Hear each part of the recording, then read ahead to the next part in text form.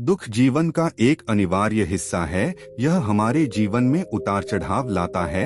हर कोई अपने जीवन में किसी न किसी रूप में दुख का अनुभव करता है और दुख हमें अंदर तक हिला देता है।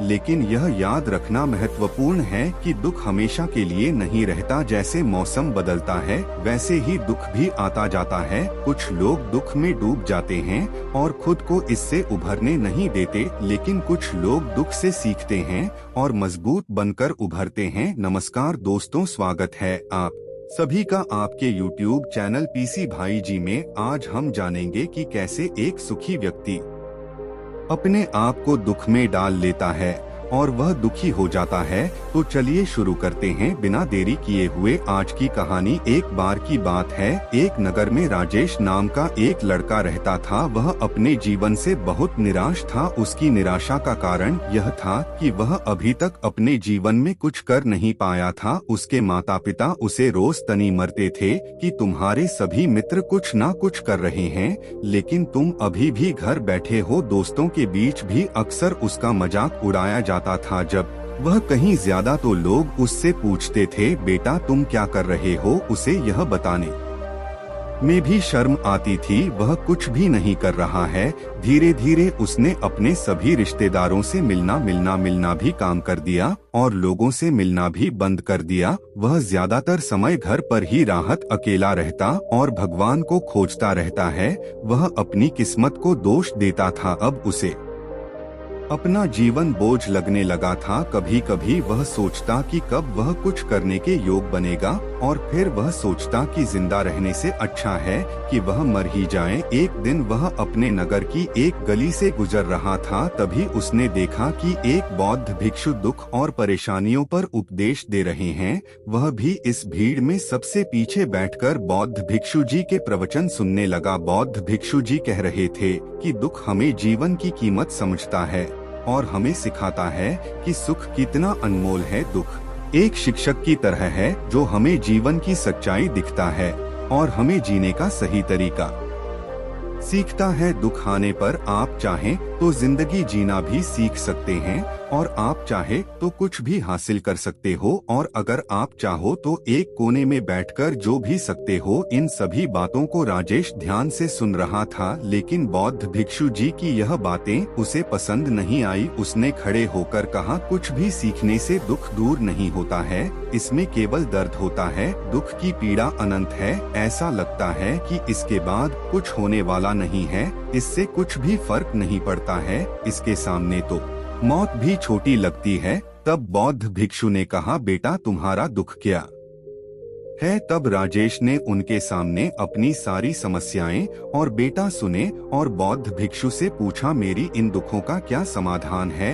यह सुनकर बौद्ध भिक्षु मुस्कुराए और बोले, तुम उसी दिन मेरे पास आना जब तुम्हारे जीवन में वास्तविक दुख आए। मैं तुम्हारी समस्या का समाधान अवश्य करूंगा। यह कहकर बौद्ध भिक्षु जी वहां से चले गए। राजेश ने सोचा, क्या है? मेरा दुख नहीं है तो क्या है? मैं जिस दर्द से गुजर रहा हूँ मैं असली दुख नहीं है। क्या मेरा दुख कोई नहीं समझ सकता? जब माता पिता नहीं समझे तो भला यह बौद्ध भिक्षु क्या समझेंगे? दुखों से परेशान होकर राजेश ने एक फैसला लिया कि अब वह कुछ करेगा। उसने एक छोटा व्यवसाय शुरू किया, पर उसे सफलता नहीं मिल रही थी, लेकिन उसके घर वाले खुश थे कि वह अब कुछ कर रहा था। वह अपने व्यवसाय में लग रहा और धीरे धीरे उसे सफलता मिलने लगी। फिर उसने रफ्तार पकड़ी और केवल 3 साल के अंदर ही वह एक बड़ा बिजनेसमैन बन गया। अब राजेश के आसपास ऐसी कई लोग थे जो उसकी परवाह करते थे, जो उससे प्यार करते थे। अब उसके परिवार के सदस्य भी उसकी तारीफ करते करते थकते नहीं। दिन प्रतिदिन उसके मित्रों की संख्या बढ़ती जा रही थी। अब वह अपनी जिंदगी से बहुत तो खुश था। उसके कुछ दोस्तों ने उसे सलाह दी, जब तुम एक बड़ा बिजनेसमैन बनकर बहुत खुश हो तो सोचो तुम्हें कितनी खुशी होगी अगर तुम इस शहर और इस राज्य की सबसे बड़े बिजनेसमैन बन जाती। कितने लोग आपसे जुड़ना चाहेंगे, लोग तुम्हारे आगे पीछे घूमेंगे, तुम्हारी कितनी बड़ी ख्याति होगी और स्वयं राजा भी आपसे दोस्ती करना चाहेंगे। जरूरत पड़ने पर आपसे पैसे भी उधार लेंगे। दोस्तों की यह बात राजेश के मन में बैठ गई। अब वह पैसे कमाने की कोशिश करने लगा, लेकिन उसे यह आप बहुत ही जल्दी चाहिए था। वह समय बर्बाद नहीं करना चाहता था। वह अधिकांश समय इन चीजों को प्राप्त करने में लगने लगा, इसलिए है वह ऐसे काम करने लगा जो सही नहीं थे। उसने पैसे उधार लेना शुरू कर दिया था, अपने दोस्तों से पैसे की मांगने और अधिक मुनाफा कमाने के लालच में वह अपने मॉल में मिलावट करने लगा। उसने अन्य व्यापारियों के खिलाफ भी साजिश रची और उन्हें धमकाया। जैसा उसके दोस्त कहते थे वैसा ही करता था। वह इन तरीकों से ज्यादा पैसा कमा रहा था, पर अब उसके जीवन में पहले जैसा चैन नहीं रहा। उसकी मानसिक शांति गायब हो गई थी और रात को ठीक से सो नहीं पता था। वह इन विचारों में रहता था कि वह सब कुछ कर रहा था, पर उसे किसी चीज में सुख नहीं मिल रहा था। एक दिन राजेश अपनी गाड़ी से कहीं जा रहा था, तभी रास्ते में उसे एक बौद्ध भिक्षु का आश्रम दिखाई दिया।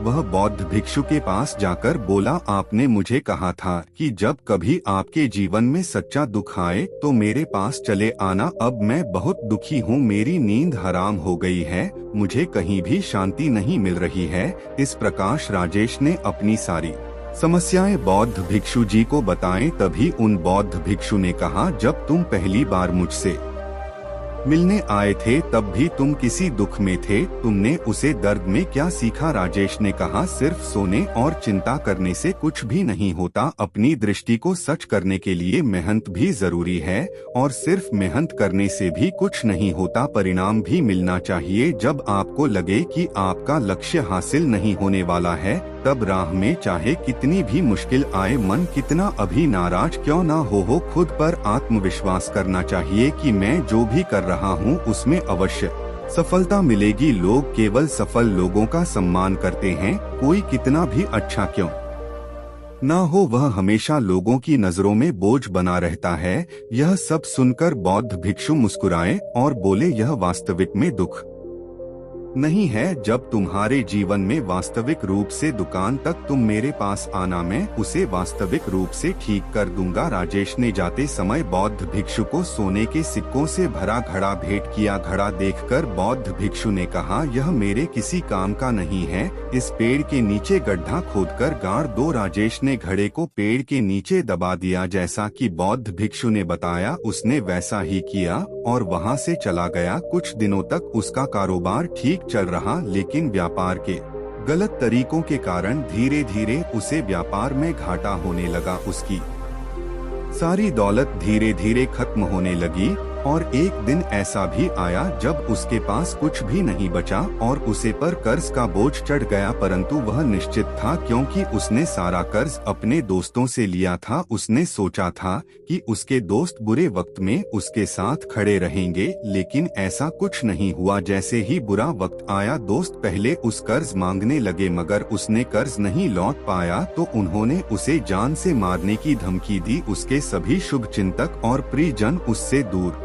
हो गए। उसके दोस्त जो उसके साथ मस्ती किया करते थे, अब उससे दूर भाग रहे थे। उसका परिवार उसकी गलतियां और कमियां गिरने लगा। उसकी सारी संपत्ति नीलाम हो गई और उसके पास कुछ भी ना बचा। जब उसने अपने पिता से मदद मांगी तो पिता ने कहा, मेरे पास थोड़ी सी संपत्ति है, अगर मैं तुम्हें दे दूंगा तो तुम्हारी माँ को क्या कहूँगा? यह संपत्ति हमारी अंतिम सहारा है। राजेश के मन में गहरा दुख छा गया। उसके आसपास कोई भी नहीं था जो उसके दुख को समझ सके। लोगों के विश्वासघात के कारण वह अंदर से टूट चुका था। वह सोचने लगा कि अब जीने का कोई मतलब नहीं है, अब मौत ही मेरा सहारा है। वह आत्महत्या करने के लिए पहाड़ी पर जा रहा था, तब उसे याद आया कि बौद्ध भिक्षु ने उससे कहा था, जब उसे जीवन में वास्तविक दुख आए तो उनके पास आना। राजेश बौद्ध भिक्षु के पास आया और अपनी सारी व्यथा सुनाई। आंखों में आंसू लिए उसने कहा, बौद्ध भिक्षु मेरे दुख का निवारण कीजिए। तब बौद्ध भिक्षु ने कहा, जब जीवन में असली दुख आए तब मेरे पास आना, मैं इसे जरूर ठीक करूंगा। पहले आप मुझे बताओ कि आपने अपने दुख से क्या सीखा? राजेश ने कहा, मैंने यह सीखा कि जो लोग हमारे जीवन में आते हैं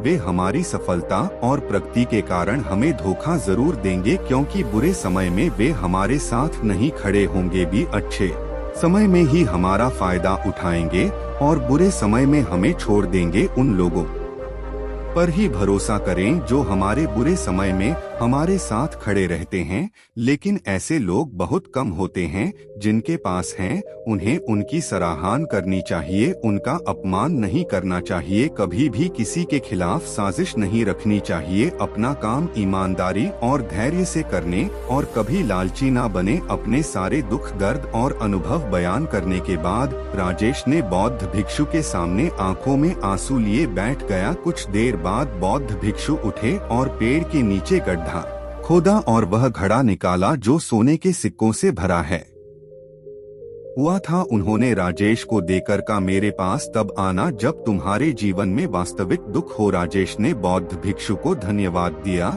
और उन्हें प्रणाम करके चला गया। उसने पैसों से एक छोटा सा व्यवसाय शुरू किया। अब वह छोटा व्यापारी बनकर भी खुश था। उसने पूरी लगन और ईमानदारी से कारोबार किया। जल्दी वह अपने शहर में एक बड़ा व्यापारी बन गया। उसका जीवन सुख सुविधाओं से भरा हुआ था। लेकिन जीवन में दुख कभी भी आ सकता है। राजेश के जीवन में भी दुख आया। उसके माता पिता की मृत्यु हो गई। वे दोनों एक ही दिन मर गए। राजेश अपने माता पिता से बहुत प्यार करता था, इसलिए उनके निधन से उसे गहरा सदमा लगा। उसने अपने माता पिता का अंतिम संस्कार किया। शव जलते हुए देखा तो उसका मन बेचैन हो उठा। उसके मन में कई सवाल उठने लगे।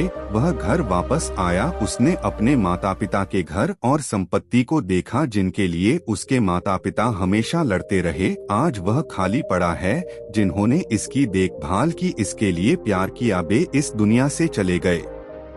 उसके पिता ने जो कुछ भी कमाया है सब यही रह गया। एक दिन पहले तक उसके पिता मारपीट करते थे किसी के साथ अपनी संपत्ति के लिए। आज वे खुद इस दुनिया से चले गए। उनका मन ऐसे अनेक विचारों में भटक रहा था। वह अंदर से अकेला और डरा हुआ महसूस कर रहा था। वह खाली महसूस कर रहा था। उसे लगा कि कुछ तो है परंतु है समझ नहीं सका। इसलिए वह बौद्ध भिक्षु के पास गया। उसे देखकर बौद्ध भिक्षु ने कहा, क्या जीवन में कोई दुख नहीं है? राजेश ने कहा, वैसे तो जीवन में कोई दुख नहीं है, सब कुछ अच्छा चल रहा है, लेकिन आज मेरे माता पिता का देहांत हो गया है। मैं इस घटना से बेहद दुखी और परेशान हूँ। बौद्ध भिक्षु ने कहा, इसमें दुखी होने की क्या बात है? एक दिन सबको मरना है, मुझे भी मरना है, तुझे भी मरना है।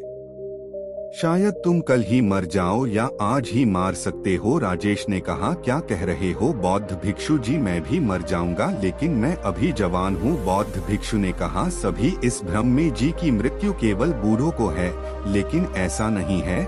जवान भी मर जाते हैं, बच्चे भी मर जाते हैं। मौत का उम्र से कोई लेना देना नहीं है, यह सभी को प्रभावित करती है। बौद्ध भिक्षु की यह बात है राजेश के मन में बैठ गई और वह चुपचाप चला गया। लेकिन उसकी मन अभी भी बेचैन था। वह खाली महसूस कर रहा था। वह सारा दिन अपने भीतरी सोचता रहता कि वह कौन है, वह इस दुनिया में क्यों आया है, इस जीवन का क्या लक्ष्य है। ऐसे कई सवाल उसके दिमाग में लगातार उठ रहे थे, लेकिन उन्हें अपने किसी भी सवाल का जवाब नहीं मिल रहा था और उनका दुख दिन प्रतिदिन बढ़ता ही जा रहा था। कुछ दिन बाद वह फिर से बौद्ध भिक्षु के पास पहुंचा और बोला, हे बौद्ध भिक्षु, मैं बहुत दुखी हूँ क्योंकि मैं यार नहीं जान पा रहा हूँ कि मैं कौन हूँ और मैं इस दुनिया में क्यों आया हूँ। यह सुनकर बौद्ध भिक्षु मुस्कुराए और बोले, आज आपके जीवन में पहली बार सच्चा दुख है। यह वास्तविक में दुख कहलाने लायक है। हम नहीं जानती कि हम कौन हैं और हम क्यों आए हैं। राजेश ने अपने बौद्ध भिक्षु से कहा कि अपनी दुर्दशा दूर करें। बौद्ध भिक्षु ने कहा, हम सभी इंसान हैं, जीवन भर संग्रह करते रहते हैं।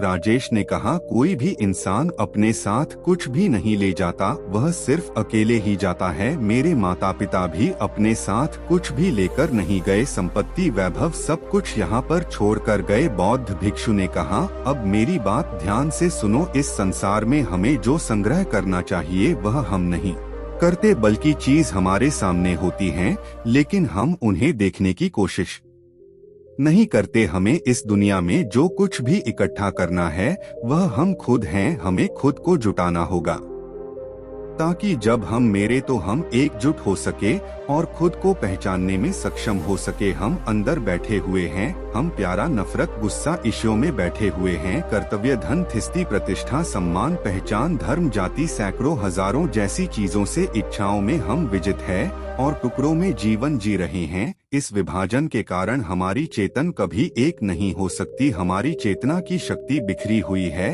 इसलिए हमारे पास इतना समय नहीं है, इतनी ऊर्जा नहीं है कि हम मर सकते हैं और अपने भीतर देख सकते हैं। वास्तविक में धन सम्मान और सुविधाओं के अभाव को लोग दुख समझते हैं और जीवन भर के लिए इस दुख का कारण बताते हैं रहते हैं और समाधान खोजने का प्रयास करते रहते हैं। उन्हें अपना समाधान कभी नहीं मिलेगा, क्योंकि जिसे लोग दुख कहते हैं वह दुख नहीं है, यह सिर्फ एक आदमी की इच्छा है। उसकी इच्छा कभी पूरी नहीं होगी, इसीलिए व्यक्ति को कभी उसके प्रश्नों का समाधान नहीं मिलता। इसलिए इन सबसे परे यदि आप अपने दुख का परम समाधान चाहते हैं तो सबसे पहले खुद को समेटना होगा। इस दुनिया से अपनी ऊर्जा वापस ले लो और इकट्ठा करो। अपने आप पर ध्यान केंद्रित करो, स्वयं पर ध्यान दो। अपनी मृत्यु से पहले अपने आप को जानने की कोशिश करो, बिखर मत। राजेश ने कहा, बौद्ध भिक्षु जी, क्या हमें संसार को छोड़ देना चाहिए? हमारी सारी इच्छाओं को मार देना चाहिए? किसी से प्रेम नहीं करना चाहिए? धन संग्रह नहीं करना चाहिए? सम्मान की आशा नहीं करना चाहिए? बुद्ध भिक्षु ने कहा, भावना और इच्छाओं से बिखरे हुए मनुष्य में से बाहर निकल आओ। जैसे कोई पत्थर पहाड़ से अलग होकर गिरता है,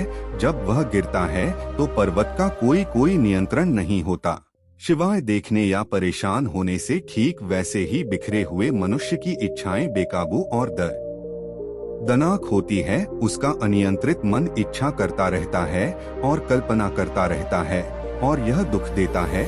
लेकिन जब एक व्यक्ति अपने मन को एकत्र करता है तो है जो कुछ भी करता है वह उसकी नियंत्रण में होता है, फिर उसकी इच्छा भी नियंत्रित होती है। राजेश ने कहा, आपने मेरा असली समाधान कर दिया है, अब मैं खुद तलाशने की कोशिश करूंगा। बुद्ध भिक्षु ने कहा, मानव शरीर में बहुत ऊर्जा और शक्ति है, लेकिन है फालतू के कामों में बैठा हुआ है, बेकार की बातों में लगा हुआ है। यह एक बहुत ही शक्तिशाली मशीन की तरह है और वह बिना सोच समझकर अपनी शक्ति बर्बाद कर रहा है, बना किसी नियंत्रण के। इसलिए इस शक्ति पर ध्यान दें, अपनी चेतना को इकट्ठा करें। राजेश को अपने प्रश्नों का उत्तर मिल गया। उसने बौद्ध भिक्षु धन्यवाद किया और चला गया। दोस्तों, कैसी लगी आपको आज की है कहानी? उम्मीद करते हैं आपको पसंद आई होगी। इस कहानी से आपने क्या सीखा हमें कमेंट में जरूर बताएं और यह वीडियो उन दोस्तों को भेजें जिनका इसकी जरूरत है। मिलते हैं